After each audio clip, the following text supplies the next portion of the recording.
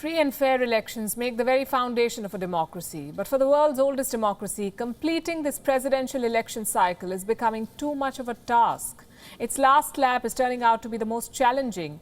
In 2 days, the steps of the Capitol will witness a transition of power. Under normal circumstances, America would have been busy with rehearsals, parades, parties, planning, and a flocking crowd of supporters. This time, it's different.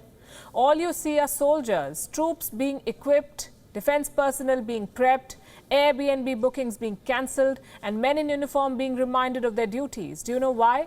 Because there is a fear that Joe Biden's inauguration may be hijacked. By whom? An insider. Defense officials are worried that service members may stage an attack on the 20th of January. Do things like these even happen in the developed world? Apparently they do. And that too in the world's leading economy, which also happens to be the world's oldest democracy, the flag bearer of democracy, no less, the United States of America. For years, it invaded other countries in the name of bringing democracy, and today its own troops are becoming a threat to its own democracy. Listen to this. In March 2020, last year, there were blasts in Afghanistan when two leading presidential candidates held their own separate inauguration ceremonies. Ashraf Ghani and Abdullah were inaugurated amid a disputed election. It's the same country, Afghanistan, where America is fighting its longest war. With what legitimacy now? If Afghanistan's election was disputed, what America saw qualifies as nothing less. As we speak, Washington, D.C. looks like a war zone. There are troops everywhere. The Federal Bureau of Investigation is vetting 25,000 National Guards. You heard that right. The FBI is scrutinizing American troops. They are being vetted not once, not twice, but at least thrice, each one of them.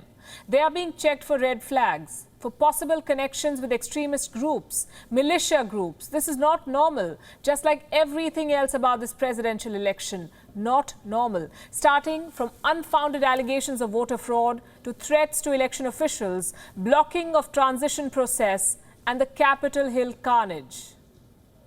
Do you know America's military and policemen were possibly involved in the attempted coup? 12 days on, the security lockdown in Washington is at levels unseen since 9/11. If in 2001, America was attacked by the Al-Qaeda, 20 years later, it was attacked by the supporters of Donald Trump, the far right, the white supremacists. They have now put a question mark on the transfer of power. Those tasked with securing President-elect Joe Biden's inauguration are being looked at as potential threats. Honestly, are we even surprised? The men in uniform are drawing inspiration perhaps from their commander-in-chief, the outgoing one, Donald Trump. The man tasked with protecting the American Constitution became its biggest threat.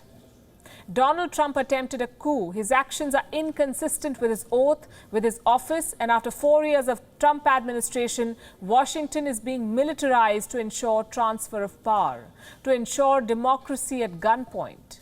Does this remind you of Iraq? WION is now available in your country. Download the app now and get all the news on the move.